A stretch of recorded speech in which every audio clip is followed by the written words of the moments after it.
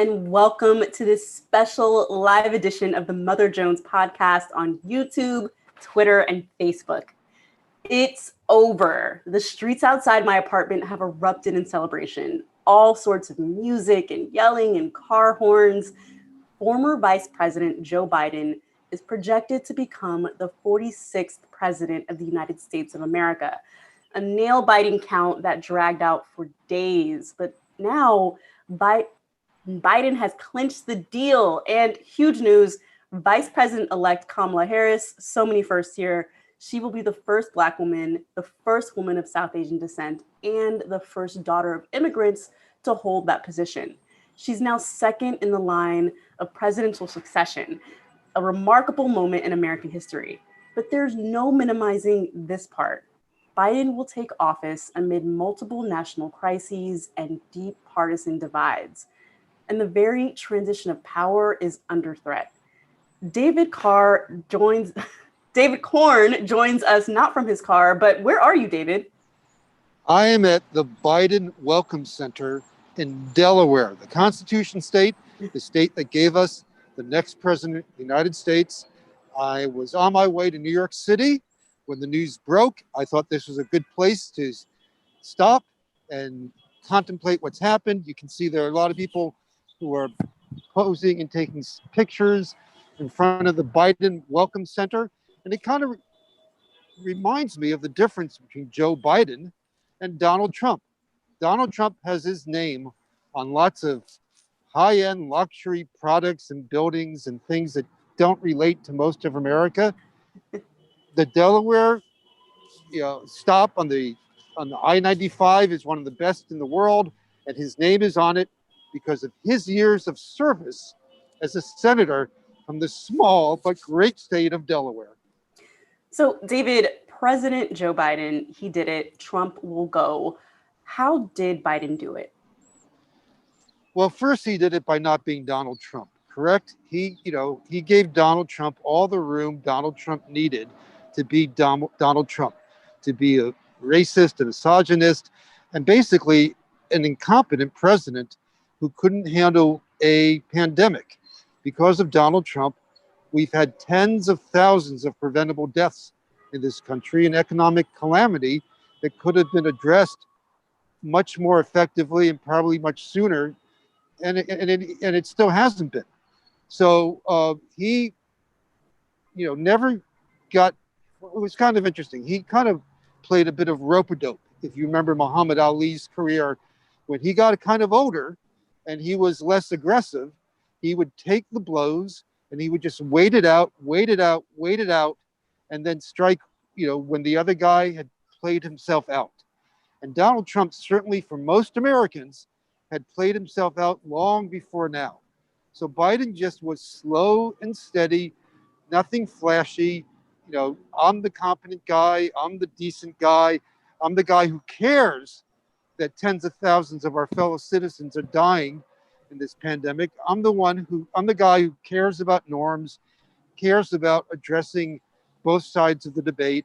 I mean, he wasn't exciting in a lot of ways. He wasn't by far, he was not the most progressive candidate, but he took on, at this time of crisis, many of the progressive ideas that Elizabeth Warren, Bernie Sanders to an extent, and he kind of embraced them, or at least made part of them his own. And he realized that's what the country needs now. So he was both flexible and steady, and didn't try to out-Trump, didn't try to be that celebrity or reality TV show type of candidate. He's like, I'm Joe, you know who I am. And because of the pandemic, and because he's been around for 47 years, he didn't have to get out there and sort of prove himself or introduce himself. The public kind of knew who he was. So in a lot of ways, he was just a good stand-in for the anti-Trump vote. He's a safe guy who ran a safe campaign and really didn't let Trump throw him into the briar patch. Didn't get into the mud with Trump. He stood above it. And, you think about the campaign and how it was run, and there are very few mistakes that they made, right? People cribbled. wasn't out enough, perhaps campaigning, or he could have been more aggressive at times. But if you look at it, his debate performances, while not outstanding, were certainly sufficient. And he did what he had to do. And he showed that he was responsible by not holding super spreading events. So the good news was that more than half of the American electorate responded to his low key but responsible campaign. David, I've covered Kamala Harris for years, and now we call her Madam Vice President. There's a lot of symbolism in that title for her, but God, what exactly is the job, and what does it mean in a Biden administration? that's a really good question. And I think, it's, the focus has been on Trump, Trump, Trump, Trump for so much of the last 4 years. It's good today to reflect on Joe Biden and his long career and the historic first of Kamala Harris. First woman, got closer than Hillary Clinton was able to get, and first woman of color. It's astounding. It's astounding.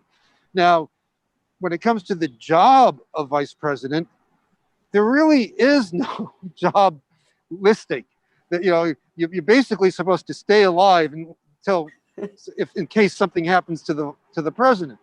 The job of what you actually do is totally dependent upon the president and how he chooses to use you as vice president. Anybody who watched the great HBO series Veep knows that there's a lot of discretion there, although that was fictional. But there are times in the past when vice presidents haven't done much. Now, since basically George W. Bush, the presidents have been pretty damn important. Dick Cheney was a tremendous cheerleader for the war in Iraq and other aspects of the Bush presidency, some of the most controversial and deadly aspects. And of course, through the Obama years, Biden was pretty essential to Obama in negotiating deals with Congress and working on some key issues.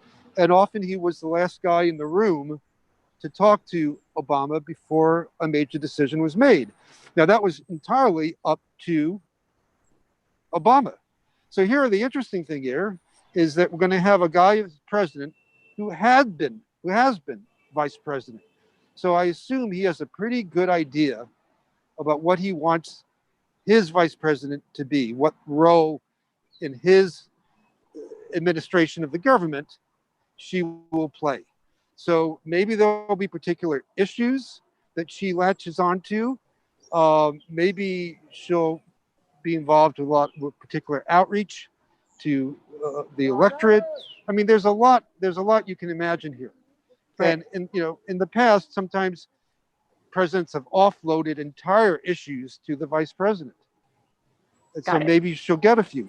So we don't know, but it does seem from the outside, and you've written a lot about Kamala Harris, it does seem from the outside that they've established a pretty good relationship up to now, and that he appreciates what her talents, her energy, her ability to connect with people.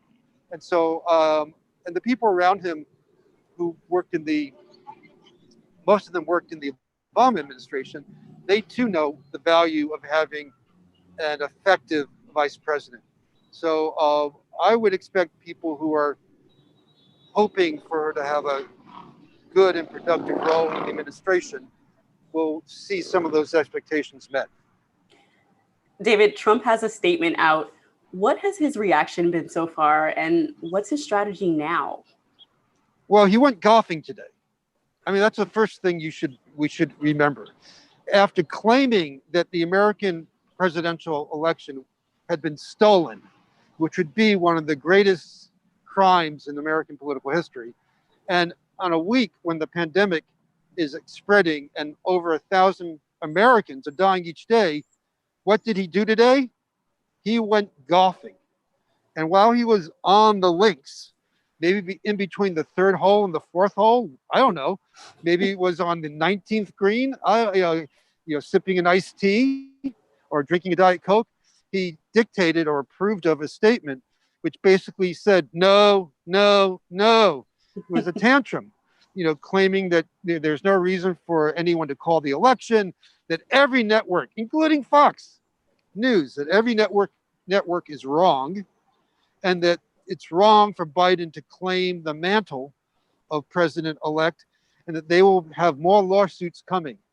The lawsuits to date have been jokes. They've all been thrown out. They've all been about relatively minor matters, how close an election observer can be. There's been no proof anywhere across America of any significant fraud that has affected the vote count itself. So it was kind of a tantrum in a statement that he probably didn't write himself, and but it was fully in keeping with what we know about Donald Trump and what we would expect from him. It's not about moving ahead for the good of the country. You look at statements that came from Hillary Clinton, from George H.W. Bush, from others who have lost, from John McCain. They're all over the internet the last couple of days. And every single one of them has been gracious and has talked about what we need to do to heal the divisions that the election has caused or exacerbated. And Trump is just not going to do that. We know he's not going to do that. And thankfully, the guy coming into office has already been in office. He's been vice president. So in terms of transition, he and his team don't need a lot of help from Trump and the folks in the White House. And they will get all the briefings they need from the intelligence community and from the other agencies about matters that they are inheriting, policy issues and crises around the world. And they already know what they want to do. They have the pandemic plan that Donald Trump ignored. Mm. So he'll be off in the corner. And look, Fox News called it. Fox News anchors in the last 24 hours have started talking about the great Trump legacy, sort of as a way to usher him out gracefully. It's clear they've gotten the signal from Rupert Murdoch or somebody else on their own that they need to help the crazy uncle get out of the house before the moving vans come with the new tenants. And he's just not going to play nice. He's not going to do it. He's not going to rise. Trump has never risen above himself. Mm. He just has never, ever done it. And so now we have a situation where the House of Representatives impeached Trump and the American people have removed Trump. And we're going to soon be, in terms of the government, in a Trumpless world. Final question, David. It can't be left unsaid that there are deep divisions and Democrats took a big hit up and down the ballot. Can the nation unite while Trump resists conceding? No, we will not have unification. We will not have kumbaya, a resolution. There are, 70 plus million people who end up voting for Trump. More than 75 million, I think, voting for Biden. Most of those folks voting for Trump don't want to be resolved, or don't want to see the differences resolved.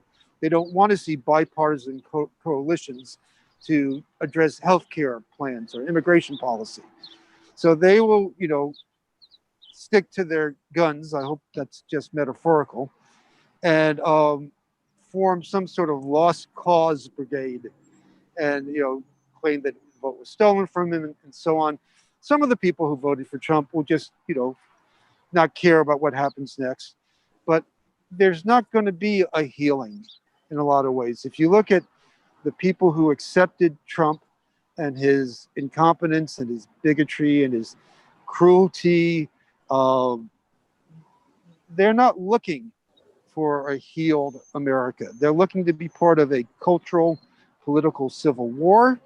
And they are not going to see this as the final battle in that. So I think we're in for a lot of fighting and a lot of battles to come. And hopefully the majority of America that has said no to Trump, and some people who didn't vote, and a minority of those who voted for Trump, can find ways to make some progress on the issues we face, and in some ways isolate and segregate the Trump dead enders who will not give up the fight. David Korn is our Washington, D.C. bureau chief. Thank you for joining us, and thanks to you for joining us. David, you are at the Joe Biden Welcome Center on the Delaware Turnpike. We really appreciate it coming on for this special show. To our viewers and to our listeners, you can watch this again on YouTube, Facebook, and Twitter. I'm Jamila King, your host. Thank you for tuning in, and we'll see you next week.